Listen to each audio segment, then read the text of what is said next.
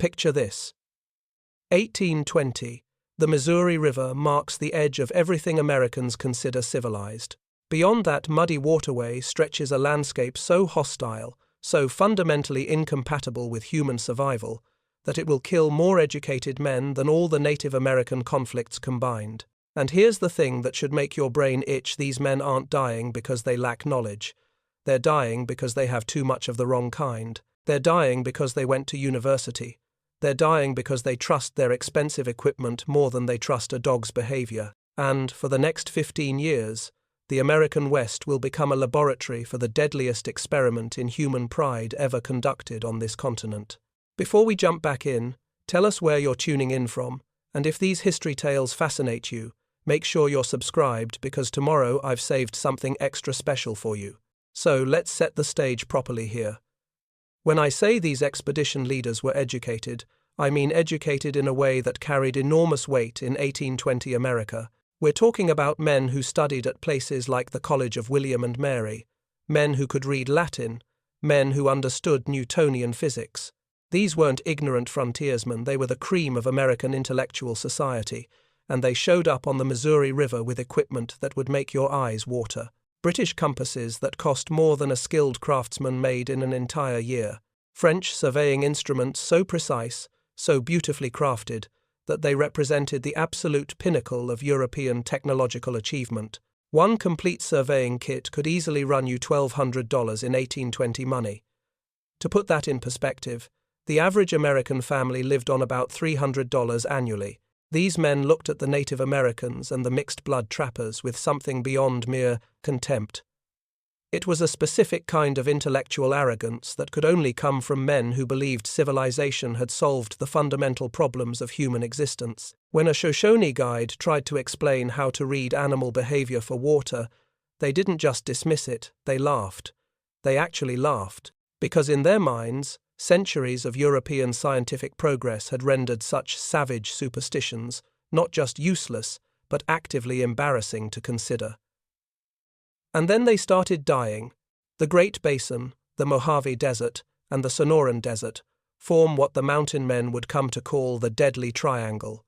Modern Americans driving through Nevada or Arizona with their air conditioning and their GPS have no frame of reference for understanding what this landscape meant to men on foot or horseback. We're talking about regions where summer temperatures regularly exceed 115 degrees Fahrenheit, where a man doing physical labor needs to drink between 6 and 8 gallons of water daily just to stay alive, where the difference between life and death isn't measured in days, it's measured in hours. Here's where it gets absolutely heartbreaking. Take the Wilson Party in 1823. 23 educated men with the finest equipment money could buy, following their compasses and their charts and their European water-finding methods. They had dowsing rods. They had instruments designed to detect moisture in the air. They had everything except humility. And their dogs, these weren't trained water-finding dogs. Just the mongrel camp dogs that followed expeditions, their dogs tried to lead them to water. The dogs pulled at their leads. They whined. They dug at the ground in specific spots, and the men yanked them back, disciplined them. Because a Virginia gentleman with a compass doesn't follow a dog, they died within 100 yards of hidden springs. 100 yards. When searchers found their bodies 2 weeks later, they found something that should haunt every person who thinks education alone equals wisdom. The dogs had been shot. The men had killed their own dogs because the animals wouldn't stop pulling toward what the men assumed was nothing, and those dogs had been pulling toward salvation. John Colter, and yes, this is the same John Colter who survived the most famous wilderness escape in American history, kept journals that survive to this day. His entries from this period are almost painful to read because you can feel his frustration radiating off the page. He writes about watching men from good families, men with university degrees, literally dying of thirst while refusing to follow what they called savage superstitions. He describes one Virginia gentleman who, with his dying breath, argued that no scientific method could be derived from observing animals because animals acted on base instinct rather than rational thought. That man died clutching his compass. The Shoshone children who found his body 3 days later had led rescuers to it by following Raven flights. The numbers tell a story that should have shocked America into changing its approach immediately. The Missouri Fur Company, one of the most well-financed operations in the American West, lost 60% of their men to dehydration between 1818 and 1823. 60%. These weren't small expeditions of 5 or 6 men. We're talking about dozens of expeditions, hundreds of men total. And the tragic irony? Native Americans traveling the exact same routes during the exact same period experienced virtually no water-related deaths. None. They knew something that educated Americans refused to learn, and then there's Marcus Whitman. Dr. Marcus Whitman, trained physician, man of science and God. His letters home to his family reveal a psychological torment that I find almost unbearable to contemplate. Here's a man who spent years studying medicine, who understood human physiology at the highest level available in his time, and he's watching Shoshone children find water using methods he's been taught to consider beneath his dignity as a civilized man. He describes the moment when he finally realized his medical training meant absolutely nothing in this environment. That all his education, all his degrees, all his sophisticated understanding of the human body couldn't help him find the one thing that body needed to survive. The question that should be burning in your mind right now is simple. What did the animals know? What were these dogs seeing, these horses sensing, these ravens following that thousands of years of European civilization had somehow missed? And more importantly, how many men would have to die before pride finally gave way to survival? Because in the next 5 years, that answer would be written in blood across the burning deserts of the American West. 1822. Something shifts in the American West, and it shifts because men who valued their lives more than their pride started doing something that would have been unthinkable just 2 years earlier. They started following animals, not in some vague, romantic sense of communing with nature, I mean literally, desperately following wounded coyotes through desert arroyos, because every other method had failed, and their friends were dead. Let me tell you about Jedediah Smith, because his story represents the exact moment when everything changed. Smith was not some uneducated frontier grunt. This was a man who carried a Bible and a journal everywhere he went, who could navigate by stars, who understood cartography at a sophisticated level. In August of 1826, he's leading an expedition through the Mojave Desert, and let me be clear, the Mojave in August is not a desert. It's a furnace that occasionally pretends to be geology. He's already lost 6 men. 6 men who died doing exactly what their training told them to do, following their instruments, trusting their water-finding protocols. And then Smith sees a coyote, wounded coyote, moving with that distinctive limping gait that meant it had probably been in a fight or caught in a trap. Now, every piece of his education, every bit of civilized thinking tells him that following a wounded animal makes no logical sense. Wounded animals behave erratically. They're unreliable. They're driven by pain and panic, not rational thought. But here's the thing, Smith had watched enough men die that rational thought was starting to look like the actual problem. So he made a decision that his financial backers would later call insane. He ordered his remaining men to follow that coyote. For 3 hours, they tracked this animal through terrain that made no sense. The coyote moved in patterns that violated every principle of efficient travel. It doubled back. It took the long way around obstacles. And the entire time, Smith's men are muttering, they're complaining, because they can feel their water supplies running low and they're following a half-dead animal instead of their compasses. Then the coyote disappeared into a rocky outcropping that looked like every other rocky outcropping they'd passed. And when Smith climbed up to investigate, he found a seep spring that probably saved 20 lives that day. But here's what matters, Smith didn't just find water and move on. He started paying attention. He started watching his dogs the way you'd watch a scientific experiment, and what he discovered would get him mocked at the rendezvous gatherings for the next 2 years before those same mockers started dying in numbers that could no longer be ignored. Dogs dig shallow holes before they sleep, right? Every dog owner knows this. But Smith noticed something specific. When dogs were near underground water, even water 10 or 15 feet below the surface, they'd dig these shallow holes and then sleep in them. Not near rocks, not in random spots, but in very specific locations, and if you dug where multiple dogs chose to sleep, you found moisture, sometimes just damp soil, but in the desert, damp soil tells you where to dig deeper. He documented this, drew diagrams, kept notes like he was conducting a laboratory experiment, because in a very real sense, he was. The horse behavior took longer to decode, and it cost lives in the learning. Horses approaching hidden springs walk in zigzag patterns, not random wandering actual zigzags, like they're tacking into wind. For months, expedition leaders would see their horses doing this and correct them, pull them back to straight lines, because straight lines are efficient and zigzagging wastes energy and time. Except horses were zigzagging to follow scent and moisture gradients in the air. They were doing exactly what they needed to do to find water, and educated men kept yanking them back toward death. Then there were the ravens. Now, ravens are smart, probably smarter than most of the expedition leaders who dismissed them.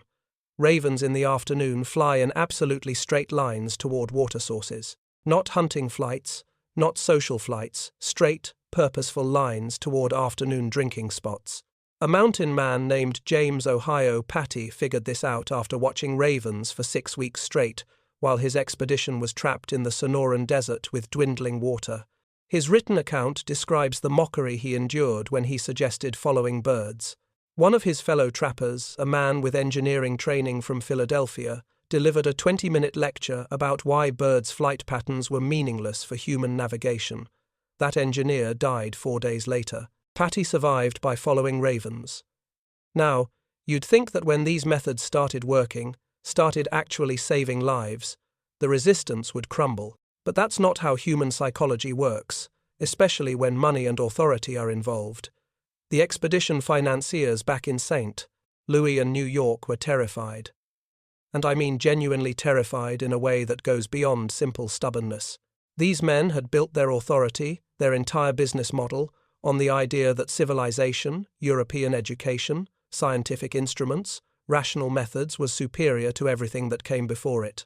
If it turned out that watching a dog dig was more valuable than a $1,200 surveying kit, what did that mean for their authority, for their investment in all that expensive equipment, for the entire hierarchy of knowledge that put educated white men at the top? The 1825 Rendezvous, this annual gathering where mountain men traded furs and supplies, became the battleground where this conflict exploded into the open. Jim Beckwourth, and yes, this is the famous mixed-race mountain man who would become a legend, brought his dogs to what was essentially a water-finding competition. The St. Louis Fur Company had sent 3 separate scientific expeditions into the surrounding territory to map water sources. These expeditions had the best equipment, the best trained surveyors, the best cartographers money could buy. They spent 6 weeks mapping the region. Beckwourth's dogs found 17 springs in 3 days that the scientific expeditions had completely missed. 17. These weren't marginal discoveries. Several of these springs would become crucial waypoints on future routes. The scientific teams had walked within yards of some of them, and when Beckwourth demonstrated his methods, when he showed exactly how he read dog behavior, horse movements, and raven flights, you know what happened? The expedition leaders filed a formal complaint.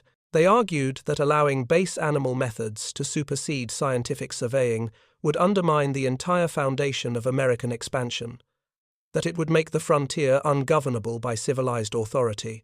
But the men in the field, the actual trappers and traders who lived and died by these decisions, they didn't care about authority structures. They cared about not dying. And they started learning. Young men like Thomas Fitzpatrick became the bridge generation, men educated enough to understand both worlds. Fitzpatrick's journal entry from 1827 still makes me pause every time I read it. He describes watching his mentor, a Yale graduate named William Gordon, dying of thirst while refusing to follow the lead of a Mexican muleteer's mongrel dogs. Gordon's last words were about maintaining dignity. The muleteer's dogs led the survivors to water 3 hours after Gordon died. Fitzpatrick never forgot that lesson. Neither did the dozens of young men who saw similar scenes play out across the desert. By 1828, something fundamental had shifted. The question was no longer whether animal instincts could find water. The question was whether American civilization could swallow its pride long enough to admit that sometimes a dog knows more than a Yale man with a compass. And that question was about to be answered in blood, in gold, and in the transformation of the entire American West. 1829 through 1836. These 7 years will determine something far more important than where water exists in the American West. They'll determine who gets to control that West, who gets rich, who lives, and who gets written into history as either a visionary or a fool. Because by now, the knowledge exists. The methods work.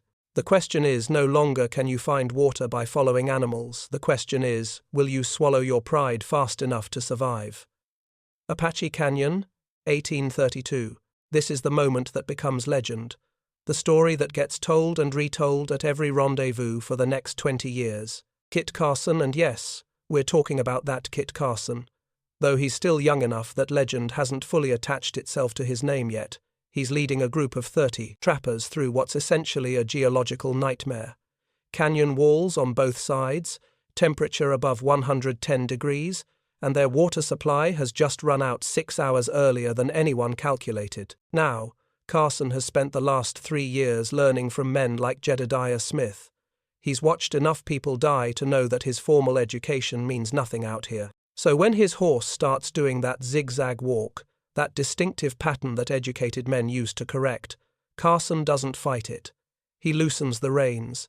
He lets the horse lead, and his men, because by this point the smart ones have figured out what matters, they follow.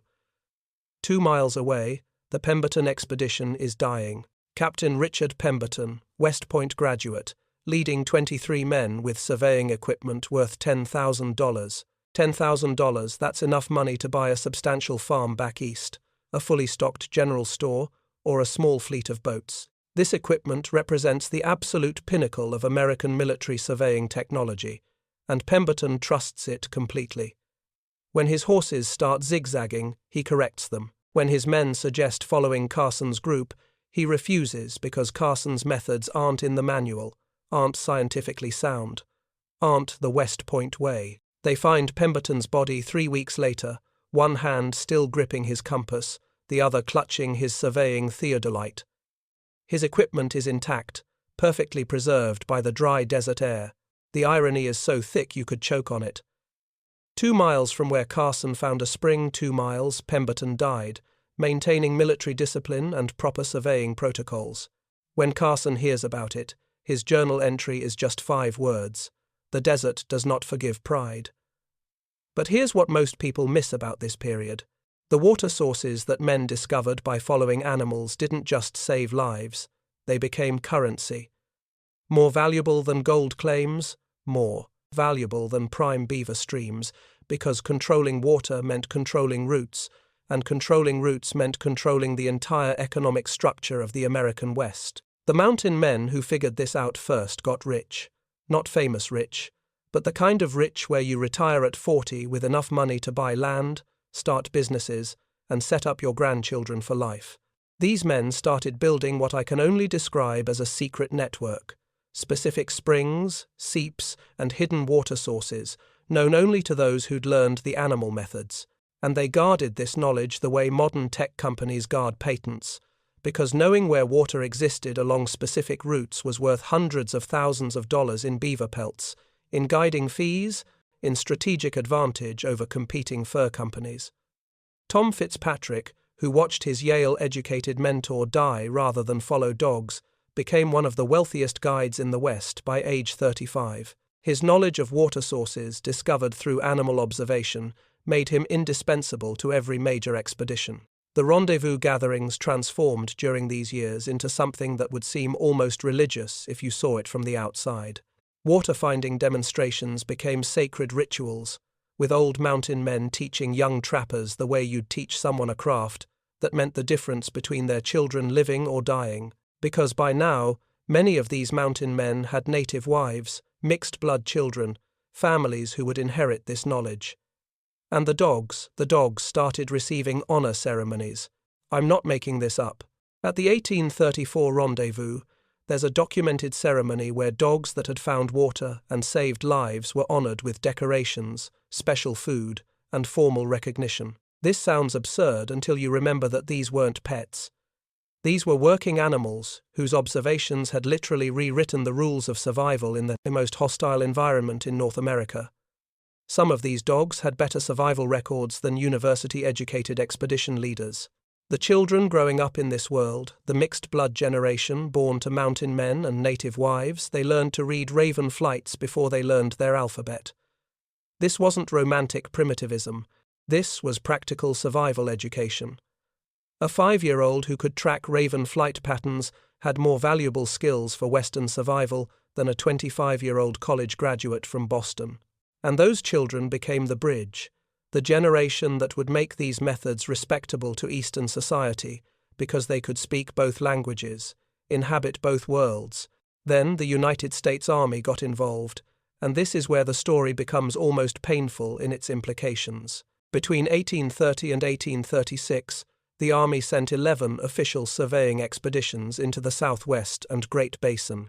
11 separate attempts to map water sources using proper military protocols, scientific instruments, and trained officers. They lost, on average, 30% of their men per expedition. 30%.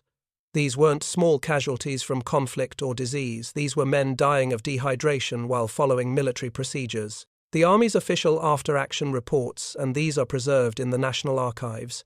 You can read them yourself. They're basically admission of defeat. Professional military surveyors, trained at West Point, equipped with the finest instruments available, could not match the success rate of mountain men following dog behavior and bird flights. The Army's final report from 1836 includes language that must have been excruciating for the officers to write. It formally recommends adopting frontier observation methods into military survival training.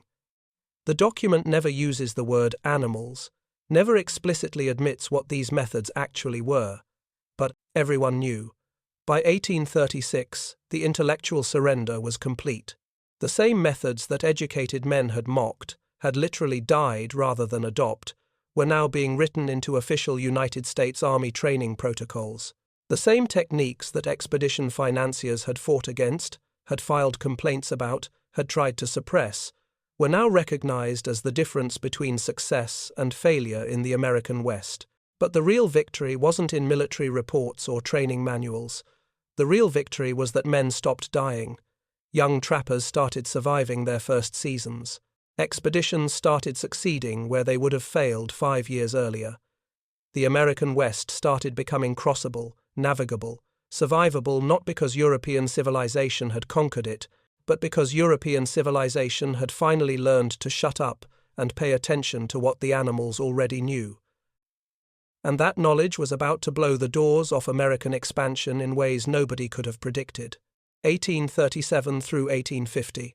The transformation is complete, and it's written in testimonies that should make every person who believes in the inevitable march of civilized progress stop and reconsider everything they think they know about human wisdom. California Gold Rush, 1849. The journals and letters from survivors contain passages that I find more moving than almost anything else in American frontier history. A Massachusetts schoolteacher named Robert Chalmers writes home to his wife, describing how he and 42 other men from his wagon train would have died in the Nevada desert if not for a crusty old mountain man who smelled like bear grease and spoke broken English. This mountain man, never named in the letter, just described as having native wives and mixed-blood children, taught Chalmers' group to follow buzzards, to trust their horses when they zigzagged, to watch where dogs dug before sleeping. Chalmers' letter includes this line: "I came west with a compass, a map, and the certainty of education. I survived because a man I once would have considered beneath my notice taught me to watch birds." He's not unique. Dozens of these letters exist. Hundreds, probably, if you count the ones that didn't survive. Educated Eastern men writing home with the humility that only near-death experiences can teach, describing how the methods they would have mocked in Boston saved their lives in the desert. The knowledge spreads like wildfire after 1840. Published journals from mountain men like Jim Bridger, Tom Fitzpatrick, Kit Carson, become bestsellers back east. But here's what's fascinating. The journals that sell best aren't the ones full of adventure and danger. They're the ones with practical survival information. Step-by-step guides on reading animal behavior, detailed descriptions of how to interpret dog movements, horse patterns, bird flights. The American public is hungry for this knowledge because by now, tens of thousands of people are heading west, and the difference between success and death often comes down to whether you learned these lessons before you needed them. Frontier newspapers start running regular columns on water-finding techniques. The Sacramento Union, the Oregon Spectator, these aren't fringe publications. These are legitimate newspapers serving growing Western communities, and they're publishing detailed guides on animal observation written by men who learned from mountain men, who learned from Native Americans who'd known these methods for centuries. The knowledge is being democratized, spreading through print culture in ways that would have been impossible 20 years earlier. But the real transformation happens through the mixed-blood children. Remember those kids growing up at rendezvous gatherings, learning to read raven flights before their alphabet? By 1845, many of them are adults, and they occupy this unique space in American culture. They can speak English and native languages. They understand both worlds. They can explain animal observation methods to skeptical Eastern immigrants in ways that make scientific sense, while still honoring the native knowledge these techniques came from. These mixed-blood guides become the bridge generation that makes primitive methods respectable to American society. Because when a half Shoshone, half Irish guide who speaks perfect English and can quote Shakespeare explains why following your horse's instincts makes sense, suddenly it's not savage superstition anymore, it's frontier wisdom. The same methods, taught by the same principles, but delivered in a package that white American culture can accept without feeling like it's surrendering its superiority. It's not pretty, but it's how the knowledge spreads. And then there's the economic explosion. Regions that military surveyors had officially declared uninhabitable in 1830 start producing millions of dollars in wealth by 1850. Mining operations, ranching operations, early settlements, all possible because men learned to find water the way animals do. The California gold rush alone produces over $80 million in gold by 1850, and none of that happens without reliable water routes across the desert. Routes discovered, mapped, and secured by men using techniques that educated expedition leaders had died rather than adopt 30 years earlier. Railroad surveyors planning the transcontinental routes in the late 1840s rely explicitly on water source maps created by mountain men using animal observation. Telegraph line planners use the same maps.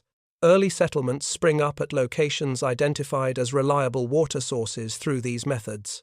The entire infrastructure of American Manifest Destiny, this grand national project to span the continent, succeeds in part because of knowledge that university-educated men once considered beneath their dignity. Here's the closing irony, and it's one that should echo across generations. Modern military survival schools still teach animal observation techniques for finding water. The United States Army, the Navy, the Air Force, their survival, evasion, resistance, and escape training includes detailed instruction on reading animal behavior for water sources. The same techniques, the same observations about dog behavior, horse movements, bird flights that men like Jedediah Smith documented in 1826. When a 19-year-old Air Force pilot in 2025 learns to follow ravens toward afternoon water sources, she's learning knowledge that cost hundreds of American lives to acquire. Knowledge that Native Americans tried to share freely, but that educated white men refused to accept until pride had killed enough people to make refusal impossible. The techniques work exactly the same way now as they did 200 years ago because animal behavior around water hasn't changed. What changed was human willingness to admit that sometimes education means knowing when to set aside your training and watch a dog dig a hole. The mountain men's greatest achievement wasn't mapping the West, wasn't building the fur trade, wasn't even surviving the desert. Their greatest achievement was conquering the deadliest force in the American frontier, and that force wasn't heat or distance or hostile territory. It was the arrogance that convinced educated men their civilization had nothing to learn from animals, from Native Americans, from methods that didn't come wrapped in European credentials. That arrogance killed more American explorers than all the deserts, all the conflicts, all the diseases combined. And when the mountain men finally killed that arrogance, when they proved through survival that wisdom doesn't require a diploma, they didn't just open the American West. They taught a lesson that every generation needs to relearn, that intelligence means knowing what you don't know, and that sometimes the smartest thing an educated person can do is follow a dog.